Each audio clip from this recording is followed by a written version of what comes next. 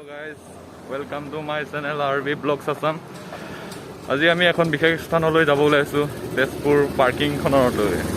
বলক আজি বৰ্তমান গাইজ আমি পাই গ'লোঁ। এইখনে হ'ল আমাৰ তেজপুৰ পাৰ্কিংখন। আপোনালোকে ইয়াতে কাৰ বাইক পাৰ্কিং কৰিব পাৰিব। আহক আমি পাৰ্কিংখনৰ ভিতৰলৈ যাওঁ। পাৰ্কিংখন হ'ল এইখনেই।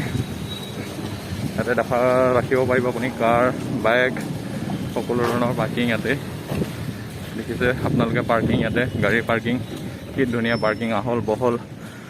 আপোনালোকে যেনেকুৱা ধৰণৰ কাৰ পাৰ্কিং কৰিব বিচাৰে ইয়াতে বাইক, এইফালে আছে আপোনাৰ বাইক পাৰ্কিং, এইফালে আছে আপোনাৰ কাৰ পাৰ্কিং। এতিয়া আমি পাৰ্কিঙৰ এইখন আচলতে আমাৰ ৰেষ্টুৰেণ্ট আছিলে কাৰ পাৰ্কিঙৰ, কিন্তু বৰ্তমান বন্ধ হৈ আছে বিশেষ লকডাউনৰ কাৰণে। এইবিলাক কাৰ পাৰ্কিং দেখিছেই আপোনালোকে, পাৰ্কিং কেনেকুৱা। এইফালে আহিব আপোনালোকৰ কাৰ পাৰ্কিঙৰ কাউণ্টাৰটো, দেখিছে। টয়লেটৰ সুবিধা পাই যাব আপোনালোকে, বিন্দাছ, টেনশ্যন নাই। এইফালে এতিয়া আমি পাৰ্কিঙৰ এক্সিট পইণ্টটো হ'ল এইটো। এইফালেদি আপোনালোকে গাড়ী পাৰ্কিং কৰি এইফালৰ ধুনীয়াকৈ ওলাই যাব পাৰিব।